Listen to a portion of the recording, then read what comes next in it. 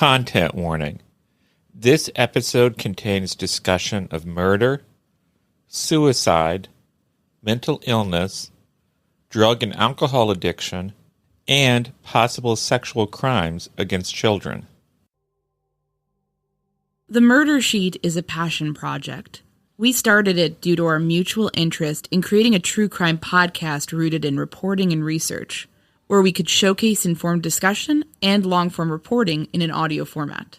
Podcasting has a low barrier to entry, but developing a show that aims to reach a wider audience while maintaining journalistic standards is not easy to do, without backing from a podcast network or a larger media corporation.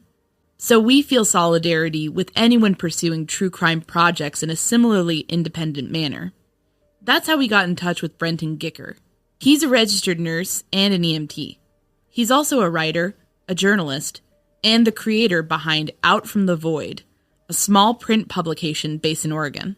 We've read through a few issues and were struck by Brenton's dedication to the cases he covers.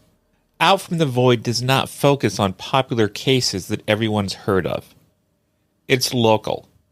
It has sympathy for people living on the margins, people with real struggles that often get overlooked. It tackles tricky topics in a nuanced manner. It's also print, which is a medium both Anya and I have a lot of fondness for. It's crime coverage done right, in our view. So we're pleased to share our interview with Brenton. We'll talk about a few of the cases he's reported on, his thoughts on true crime, and some of the bigger issues that come into play in many missing persons cases. My name is Anya Kane. I'm a journalist. And I'm Kevin Greenlee. I'm an attorney. We first connected while looking into the Burger Chef murders, an Indiana cold case. Together, we built a spreadsheet documenting hundreds of cases of restaurant-related homicides. That original spreadsheet gave way to our podcast, The Murder Sheet. Now we maintain that same research-centric, investigative approach as we look into all sorts of homicides, including unsolved cases, historical crimes, and, of course, restaurant murders. We don't just chat about the headlines. Our podcast is a platform for our journalism. The Murder Sheet focuses on investigative reporting, thoughtful analysis, thorough research, and in-depth interviews. We're The Murder Sheet, and this is Out from the Void, Missing Persons, Mental Illness, and Musings on True Crime with Brenton Gicker.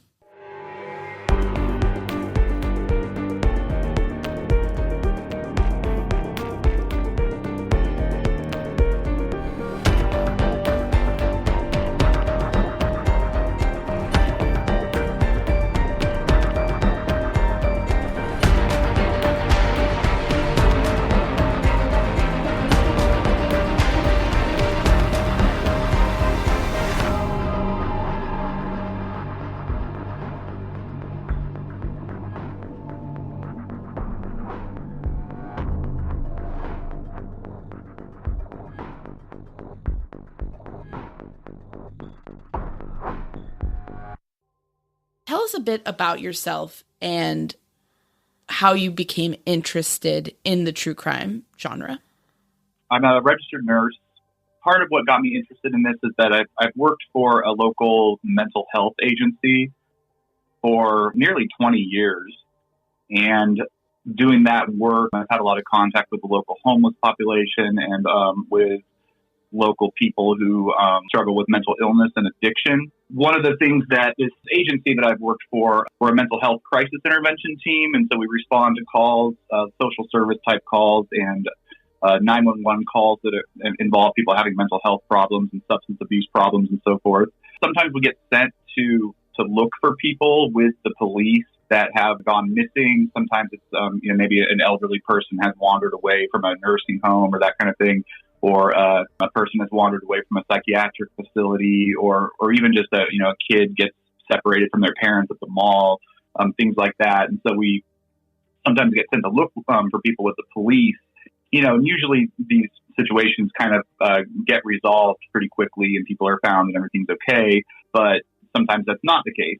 Sometimes we do have some clients that have gone missing that are still missing. And also there's been a number of times over the years when maybe somebody has been found dead in the park because they died of hypothermia or something like that. Or there's been cases where somebody has committed suicide. They've thrown themselves in front of a train or jumped off a building or what have you. And the police have contacted us to help identify people.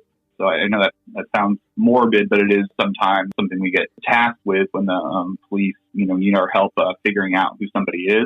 Similarly, there are times when we might find somebody in the community who's really disoriented or confused or altered in some way, and we don't know who they are, and we take them to the hospital, and then maybe in collaboration with hospital staff, we try to figure out who they are and what's going on with them. So I kind of developed this interest in that kind of low-level sort of investigative work through my, the work I've done with this agency. Another thing that comes to mind for me is that when I was in 2015, when I finished nursing school and I had to go to the local sheriff's office to get my fingerprints taken and fill out some paperwork to get my nursing license. And they had this wall of posters for missing people. And I thought it was kind of intriguing. And there were some of the people, profiled on this wall of missing people. There was at least one person that I recognized as having been a client who's now been, missing for a long time. But there were other people that, either looked like they could have been clients because they, were struggling with mental illness or what have you. And also people that, just, looked like, people I could have been friends with at some point. So that got me kind of more interested in looking into, who these people are and what their stories are. I looked at NamUs, the directory of, missing people and unidentified people. And I saw on there, that not only were there some names I recognized, but there were actually people on there that were listed as missing that I knew weren't missing. So I emailed NamUs a couple of times to say, hey, this person's in jail, or hey, or I know this person is deceased, or that kind of thing. I actually saw a woman one day that I was a client. I saw her in the park, and I said, hey, did you know you're listed as a missing person? And she was like, oh, it was probably my mother. I haven't talked to her in a while. I'll reach out to her, that kind of thing. So it was kind of these various things, these people I encountered through my work, these tasks that we sometimes have that got me just kind of more interested in who the local missing people are.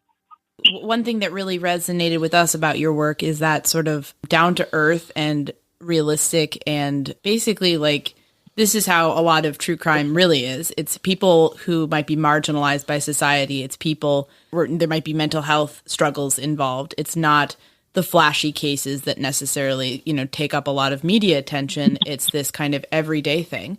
We try to inject some of that into our work, but that's very much a theme that resonated with us in your work. And I'm curious, talk us through going from that interest and working in that space and then deciding to launch your own small print publication. I really decided to do something more serious with my interest, I guess, in 2018. And part of what inspired that, I was already learning about these people and, looking at these websites and trying to find out more about some of these people. But there was in 2018, like you might have read about in one of my publications, there was a local kid named Teddy Cursadina that was missing for about a month, I think, before he was found deceased in the river. And I don't think there was any foul play. I think it was, if anything, there was probably some negligence on the part of his friends. I think he got really drunk and ended up in the river and drowned. The agency I work for, we made some attempts to find him when he first went missing. And I came in contact with his family. And obviously they were, really upset, really wanted to get to the bottom of what happened. And so I went out and joined a search party looking for Teddy, had some contact with his family, especially his father. I think that event sort of prompted me to kind of, take a more serious look at these things. But my original idea was that I would publish or I would write a series for the Eugene Weekly, the local weekly kind of alternative newspaper, that I would write a series of articles profiling some of the local missing people. I wrote a few articles for the weekly. I think I've written 3 articles that were published in the weekly, but the weekly, like a lot of print publications, has kind of struggled, especially during the pandemic. So I decided I would print things in the weekly when I could, but since they weren't really printing like more in-depth stories and they were kind of it's a good publication, but they've kind of struggled. So I thought it would be a good idea just to print things independently so I could look at cases more in depth and not have to be, dependent on them to print my stories. Yeah, that makes a lot of sense. That's something we've noticed in our work as well, where you have, really solid local journalism, but at the same time, it is struggling, unfortunately. We also feel that independent creators can kind of come in and maybe help fill some gaps, essentially, by doing some of the more long-form, in-depth work that you're talking about. Absolutely. And I'm curious, so what has been the reception to the work you've been doing so far? What sort of strategies have you employed to get that work in front of people so that it makes an impact on some of these cases that you're writing about? The first couple stories I wrote that were published in the weekly, especially the first one, they were pretty in-depth. They were like, several thousand word essays, and the weekly doesn't really publish articles that long anymore. Those got a lot of reception, especially the first one. The weekly said that they, based on the visits to their website and based on how many copies were taken from their distribution sites and stuff, that it was like a popular essay. And, and every time I write something, I get some message from somebody who's like, oh, this person who went missing was my aunt or my friend or that kind of thing. But, honestly, I feel like the interest has kind of waned over time because I think that these are kind of like depressing topics and they're sometimes kind of obscure and it's hard to keep people's attention in a lot of cases. But also, it's been harder to find forum for articles, which again is why I've been printing them up myself. It's a pretty low key project. I have a friend that owns a printing press in Portland, and so if I publish a zine, maybe there'll be 500 to 1,000 copies that I'll make, and I'll just basically give them away to anybody who I think is interested. And it's always very important to remember, of course, that these people who go missing, their cases really make an impact on those left behind. And in one of your issues, it was devoted to the story of Judy Parker. And in a follow-up issue, you mentioned that her daughter died young, and you said, I believe the distress caused by her mother's disappearance undoubtedly contributed to her death at the young age of 43.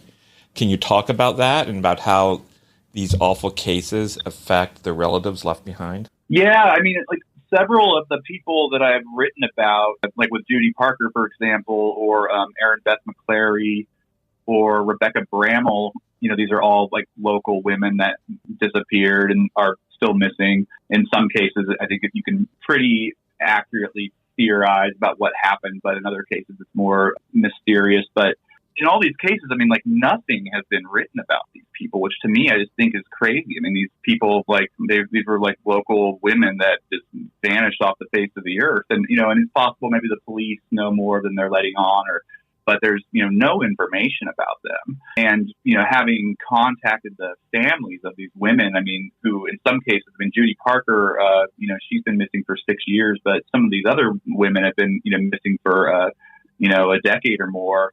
Some of these families are really fractured as a result of what happened. And maybe they have guilt about their final interactions with somebody, or a lot of lingering trauma from that. In some cases, you talk to some family and you're like, wow, the police might have told you, okay, we're looking into it, and then just nothing happened. And then decades later, there's still no answers. And obviously that takes a toll on people. And within the case of Judy Parker's daughter, I think it took a tremendous toll on her. And I think, of course, she was struggling with this, okay, well, my mother has mental illness. I want to respect her rights, but I also don't think she's really able to care for herself.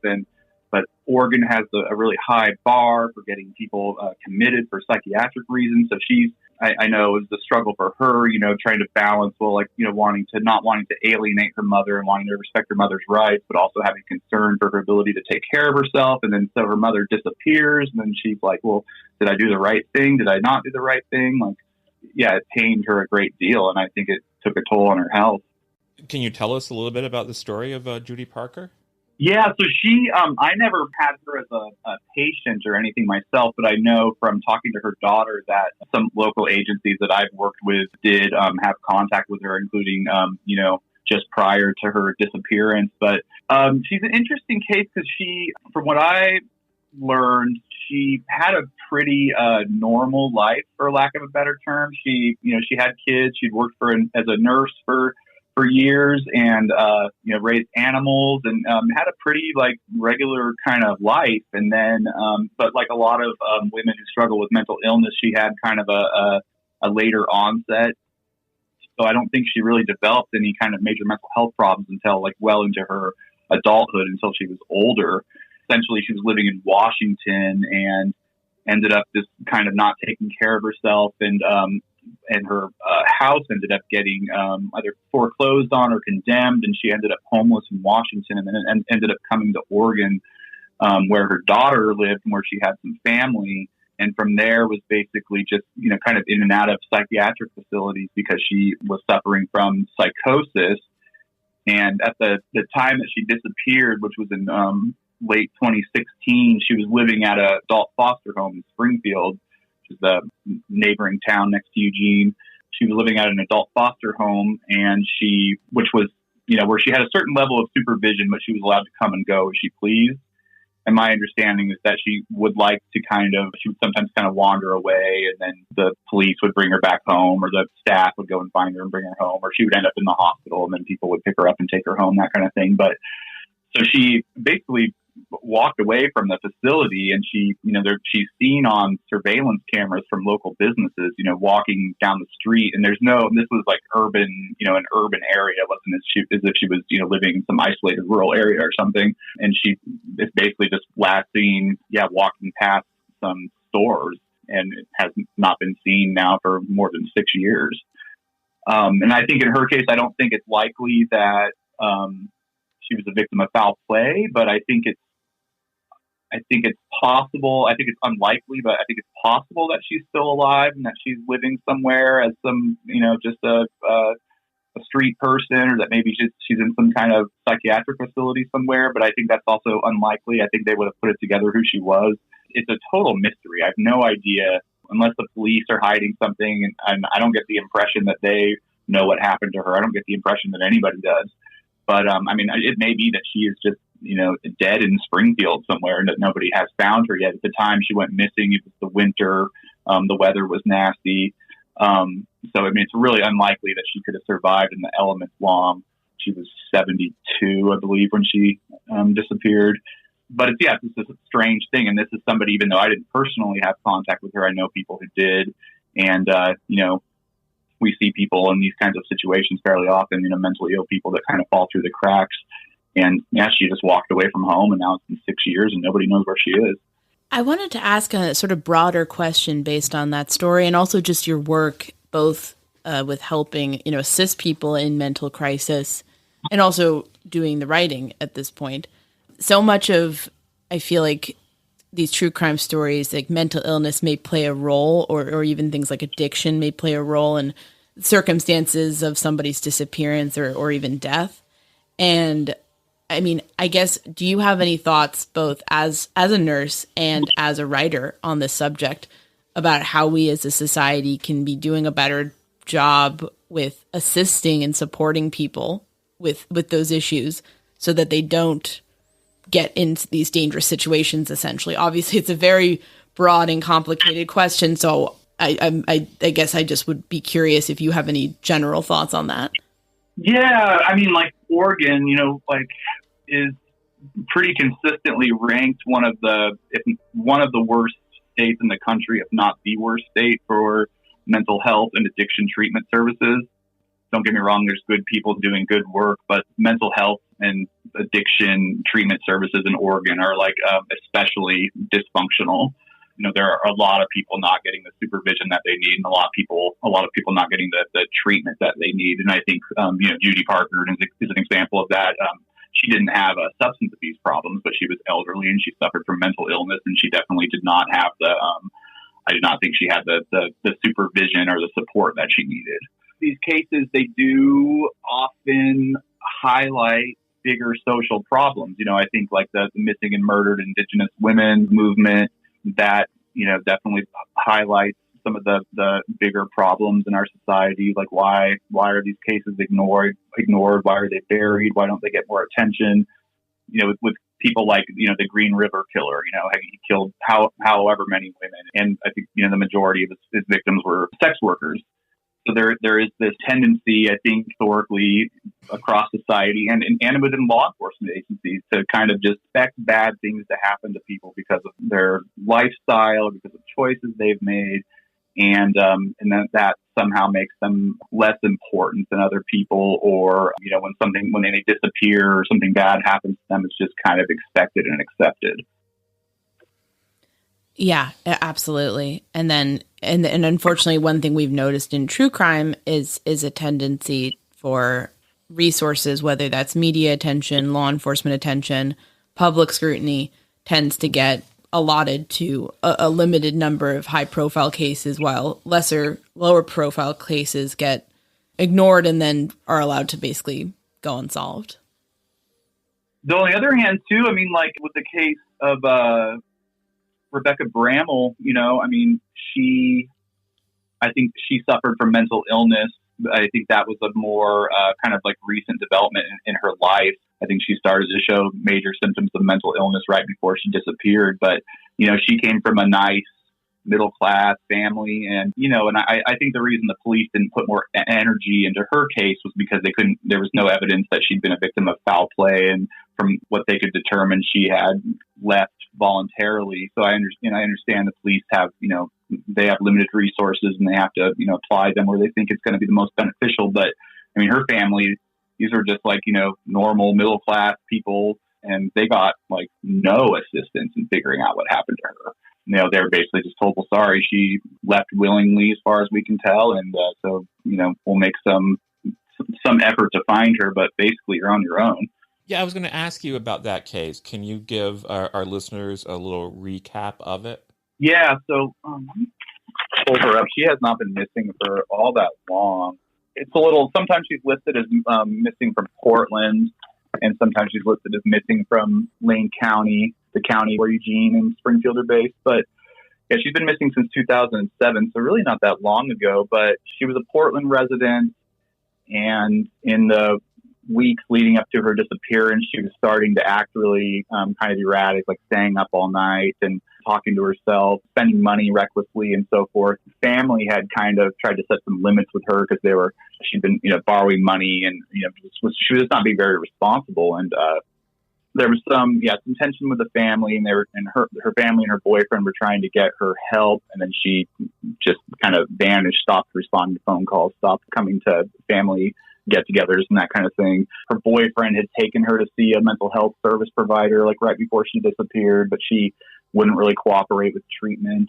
So she was, reported missing to the Portland police, and they were just kind of like, well, like I said, like there's no evidence of a crime. So yeah, you can report her missing, but we're not going to really do a lot about this. And then her vehicle showed up out kind of up the Mackenzie Highway in a really forested area. They found her vehicle was found. But what's really like frustrating is that these like Forest Service workers found her car and had it towed. And then the tow company basically just, even though, there was her identification and her belongings were in this vehicle, the tow company basically just sat on it for like a month and then sent the owner. Rebecca had borrowed the vehicle from a friend. They sent the owner a bill for the car being on their lot. And then they realized, wait, why was this vehicle in, rural Lane County? What was she doing there? So because of, this company, these tow companies, especially back then, were like notoriously sleazy and were just, they ripped people off essentially. And so I think they just let this car sit on their lot so they could, charge a big fee, or probably hoping that the person would just not be able to pay the fee and they would just take the vehicle. But so then they realized that Rebecca's car that she was associated to was found in rural Lane County. And so then they contacted the local sheriff's office, and then they, searched for her. But by then, a month had gone by and she was in this like deeply forested area. So there was definitely, I think like some negligence from what I could gather based on talking to her boyfriend, I think that she probably drove out there to commit suicide, and that she had spent time out there before, going to hot springs and so forth, and that was just where she chose to end her life. But she was never found, partly because there was this delay with, it being communicated that her vehicle was out there. It's a very sad story, and reading it in your publication, it does seem like there wasn't a crime committed there, but obviously she was still very much loved, and her family still deserves answers. And what can we as a society do in cases like that to help these families? Or perhaps more importantly, how can we get help to people before they become the next Rebecca Bramwell and disappear? Those are big and difficult questions because, she definitely seemed like somebody who really needed psychiatric care, but that is not easy to force on people who don't want it. And of course, respecting people's rights obviously is important, but it's also important for people they shouldn't have to take this, somebody disappearing, dying, having some, tragic fate in order to, I think that should be avoidable. I think you should be able to get people care before it reaches that level. And so, I don't know if Rebecca, if she had been committed for psychiatric reasons, if this could have been prevented. I think her family, or at least her boyfriend, had looked into that, but was told, that she didn't meet criteria for that. But I think, the mental health, issues aside, I think a lot of times when families have these, when somebody goes missing, a partner, a family member, a friend, there's no blueprint about what to do. Basically, every family I've talked to, which, isn't that many, but I think this is a pretty common theme though, felt completely bewildered about what to do. And so, it seems like there should be some kind of, whether it's a branch of the law enforcement, like some kind of program that's based on helping people navigate these situations. Because in every case, I've probably spoken to, maybe, I don't know, a dozen families, and I've written about maybe, half of them, but all of them felt like they didn't know what to do. They made their reports to the police. In some cases, they talked to the media, but from there, they, felt totally lost.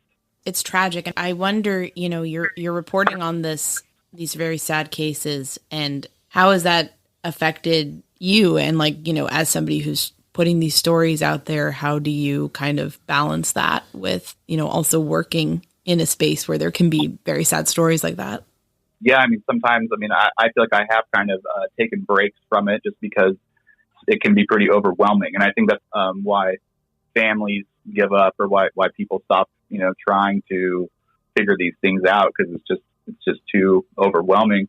But I think that it's also, it feels to me it's kind of intolerable, how some of these cases, it just feels intolerable to me. Something needs to get figured out. That's how I learned about your podcast was your coverage of the Delphi murders, and that was one of these cases where I'm like, this is just so unacceptable. This is intolerable. Something's got to be done about this. And so, I appreciate the attention that you've given that case. But I guess I think it's just important, and it's important not to stop trying. Yeah, and we appreciate that. It's I feel like that is an impulse that resonates with us, because oftentimes in a case, it's very much we're motivated by, why don't we know this? Why is no one being held accountable? If it's definitely a crime, or why don't we have answers if it's maybe a bit more ambiguous? I'm curious. We've talked a bit about mental illness. We've talked a bit about, marginalized people. What other themes have you picked up on in your reporting on these different cases that have changed the way that you think about, crimes, or in some of these cases, disappearances where there may not be a crime involved? Just general themes that you're sort of unraveling as you do this work. One thing I think it's hard, and I think why it's maybe easy for police agencies to maybe be not to put as much resources into cases as you might be desirable, is that you have if you were to look at the NamUs website, for example, there's all of these people listed as missing that you can probably that really aren't missing. That there are people that like I've seen posters for missing people that have gone missing like multiple times, like in the past few years, that are constantly like excommunicating their families and running away or whatever, either whether it's, runaway youth or people with substance abuse or mental health problems. So it's hard when, you have this constant kind of barrage of like missing persons reports, when a lot of these people, they haven't, in many cases, you might be able to, their judgment, their ability to make good decisions might be in question, but there's really no reason to think that they have been taken against their will or anything. So what do you do in those situations where, there's kids run away from home? The cops can't just pick them up and force them to go home and cooperate with their parents, or people with substance abuse problems. You can't just force them into treatment. So I think it's kind of just, becomes this overwhelming thing when you're not, and there's not a lot that can be done. But at the same time, some of those people go missing and then they don't get found. And so how do you kind of tease out, where something is really wrong and something really needs to be done versus these cases where, people maybe have only been missing for a short period of time and are likely to resurface very quickly. Does that make sense? Yes, absolutely. Somebody contacted me recently because they were creating a website about missing people, and it was I'm like, this is going to be just too much because it's just this constant, okay, this kid was reported missing, this person was reported missing, and I'm not saying that's not important to make, figure out where these people are and make sure they're okay, but what I'm more interested in is the longer term missing persons cases where okay, this isn't just a kid who ran away or somebody who wandered away. This is this person has been missing for a long time and something bad happened and we need to figure out what happened. I wanted to ask, just in terms of how you go about the process of writing these, can you talk us through a typical article that you write for the publication and what goes into that? Basically, every story that I've written that's really that was profiling somebody, I took an interest in a case for whatever reason. With Erin Beth McClary, for example, who's been missing since 1995, so she's been missing for almost 30 years. She went missing from the neighborhood that I grew up in. And in fact, she was last seen at this club called the Jesco Club, a club where they have NA meetings and AA meetings. It's a sober living club. People can come there and drink coffee and play pool and attend meetings and stuff. And so the last place she was seen was at the Jesco Club. And I've been there a number of times over the years responding to calls. In the early 90s, there was this punk rock venue called Icky's Tea House, which was right next to the Jesco Club. Icky's Tea House hasn't been around for years, but it was around at the time that she went missing. And I was, a kid going to punk rock shows during that time. And I thought, oh, that's a trip, that I could have encountered this woman maybe. She was older than me. But around Icky's Tea House and the Jesco Club, there was always a lot of kind of interesting riffraff, and so it felt kind of close to home to me because it's the neighborhood I grew up in and an area I frequented. But she struggled with addiction issues and she had worked as a prostitute. She's been missing for almost 30 years. I think there's basically no chance that she's still alive. And I think, unfortunately, something probably really terrible happened to her. But I found online, so I took an interest in her case for, various reasons. And I found somebody had posted stuff on a genealogy website, some pictures of her and, references to her. And so I contacted them. It turned out it was with her niece who was close to her when she was growing up. And so through her niece, I was able to get in touch with other family members and kind of just went from there. And that's kind of how every whenever I've written about somebody, it's kind of played out like that. I've taken an interest in a case for whatever reason, and then I've been able to track somebody down on Facebook or however, and I reach out to them and say, hey, would you be willing to talk to me? And in most cases, they say yes, and then we end up talking. And then we just wanted to ask, are there any other cases or themes that you wanted to spotlight? Are you familiar at all with the case of Michaela Bali? Why don't you tell us about it? This is not a girl who's missing from Oregon. She's missing from Yorkton, Saskatchewan, Canada. She's been missing since, she's been missing since 2016. So she was 16 when she disappeared. And so she would be 22 or 23. But I find her case really bothersome, and it's really bothersome that so much time has gone by. And from what I can tell, again, I don't know what the police know really, but it seems like a true mystery. I get the impression that nobody knows what happened to this girl, but whatever happened I think is really bad. So on the day that she went missing, she had gone to school and had left school and gone to this like restaurant that was next to like a bus station, like basically their equivalent of like the Greyhound bus. And she'd sent her friends some kind of cryptic messages saying like, I might need your help. And then she'd gone back to school, and then she'd gone back to this restaurant, and you'd have to look it up to get the whole, sequence of events. And there's plenty of information about it on the internet. But so she basically, she was kind of demonstrating that she was having some apprehension about something, and that she was kind of on the fence about doing something. And, she'd done other strange things that day. She'd approached a random woman at this restaurant and asked if she gave that woman some money, if she would rent her a motel room, because as a minor, she couldn't rent a motel room. And of course, this woman was like, no. But her behavior the day of her disappearance was pretty strange. And where she had was last seen, there wasn't a lot of like video surveillance. From what I can gather, I mean, this girl, there's some sources that say that she had self-esteem problems and stuff, but she seemed like a pretty regular kid. It didn't seem like she had a really troubled home life. It seemed like she, did well in school and had a good social life and that kind of thing. But all the information I've read suggests that she probably got lured into meeting somebody that she had gotten romantically involved with online through these, various apps. I think she was probably abducted by somebody who, lured her into meeting with him. But it's been 6-7 years now, and she has just vanished, and nobody knows where she is. That sounds like a really chilling case in terms of some of her bizarre behavior beforehand, and the possibility that this child was like lured away by, somebody she met online. Yeah, it's a really bothersome case, and it's sad because you can, based on her behavior, I mean, it seems like there was some part of her that was telling her not to follow through with this, where she was leaving school and coming back and texting friends, kind of cryptic messages and stuff. There was some part of her that was like wondering if it was really a good idea. But then, ultimately it seems like she followed through with meeting this person, and who knows what happened from there. I think it's a good possibility that she's still alive, but I think, probably really bad things have happened. Definitely a case I would recommend people dig into. Are you familiar at all with Megan Good and the Charlie Project? Yes. I'm on that site a lot, just looking up different cases. I think we've cited them in an episode about a woman who went missing in Massachusetts. It was the 70s. She was hitchhiking.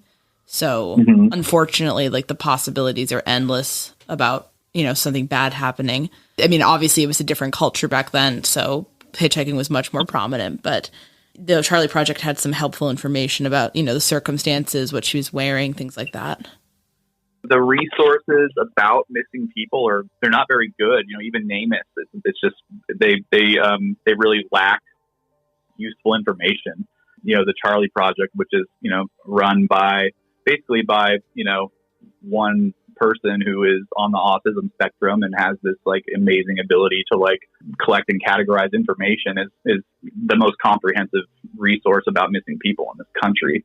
I think that the Charlie Project is incredible, but it's also like really kind of strange that like just one person who's not a police officer or anything like that is the one who's really tracking these cases and compiling information about them more than anyone, as far as I can tell. Yeah, it's like really impressive that she does that, and has been, it's been such an incredible resource to people interested in unsolved disappearances. But as you said, like, as a country, we can't, put some resources toward having like a government body do that. Maybe it would result in more action on some of these cases. I just hate the idea that some cases get forgotten. And I totally understand that like law enforcement has limited resources, and they, in some cases it's, if there's no evidence, what are we going to do, with a certain disappearance? But at the same time, it's just really depressing because like those are people too. And they're, people who cared about them deserve answers.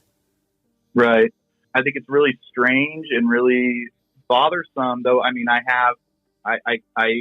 do understand it on some level, but like just the lack of information about some of these people, because even if the family or police have kind of given up on figuring out what happened, or they know, something bad happened and they want to move on or whatever, like I would think that there would be some like more effort to sort of like preserve the memory of some of these people. Like I'm looking at the Charlie Project website right now. There's this girl named Deborah Tomlinson, been missing since 1973. Basically says that she like went hitchhiking with a friend and was never seen again. Like I'm like, is that really all the only information that we have about this girl? You know, like she disappeared like 40 years ago. Like I would think that there would be some, even if there's no hope in figuring out what happened to her, some like effort to, I don't know, I mean, put some information about her out there to like, you know, who was this person, like that she should be honored in some way.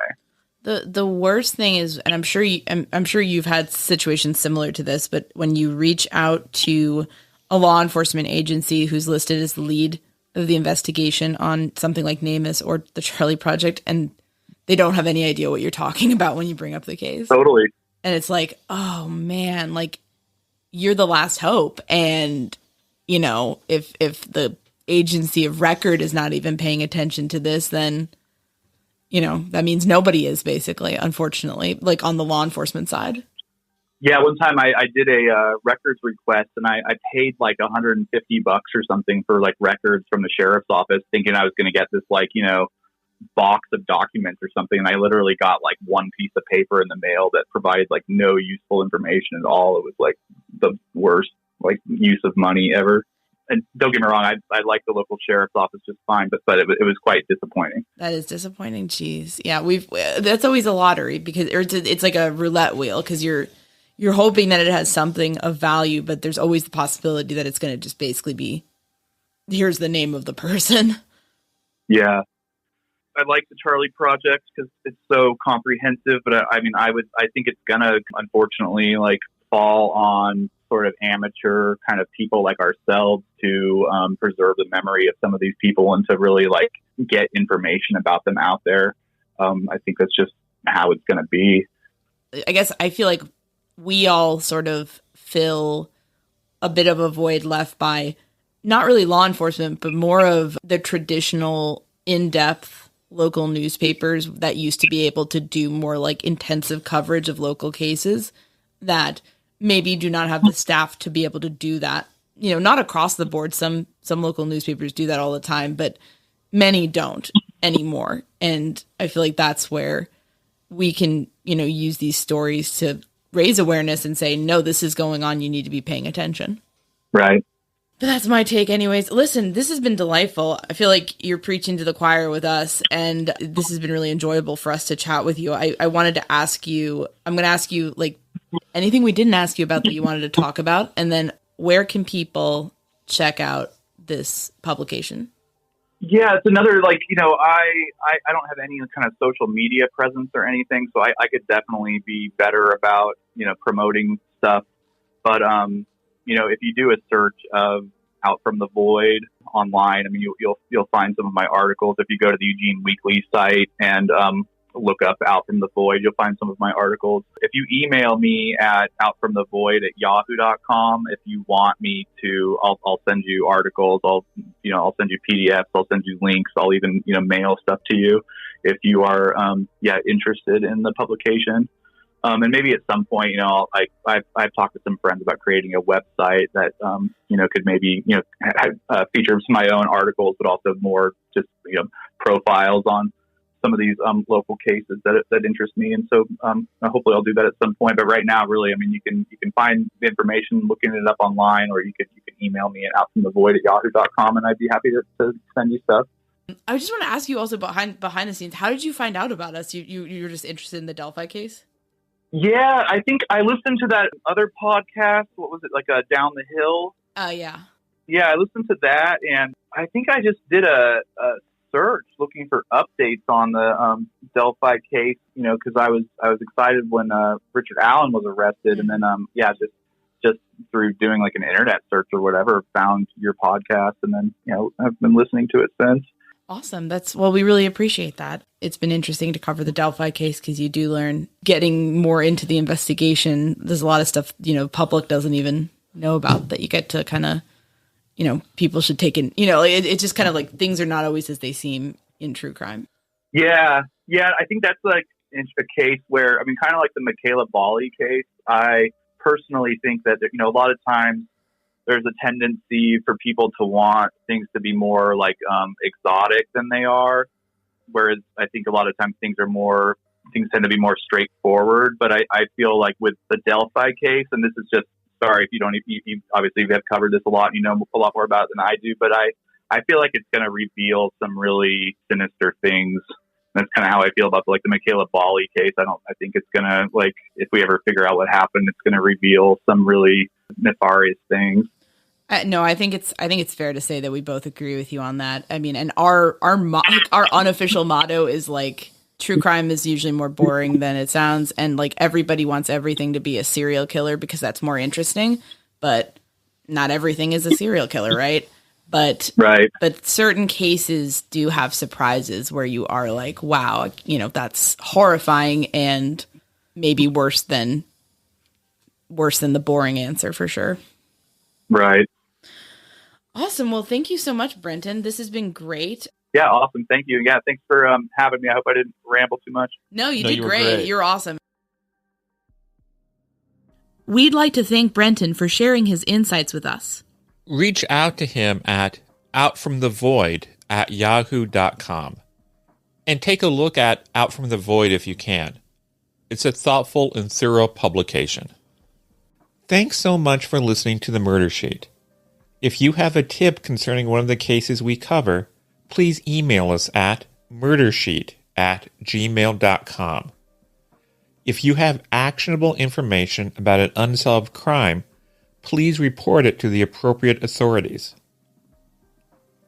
If you're interested in joining our Patreon, that's available at www.patreon.com/murdersheet. If you want to tip us a bit of money for records requests, you can do so at www.buymeacoffee.com/murdersheet. We very much appreciate any support. Special thanks to Kevin Tyler Greenlee, who composed the music for The Murder Sheet, and who you can find on the web at kevintg.com.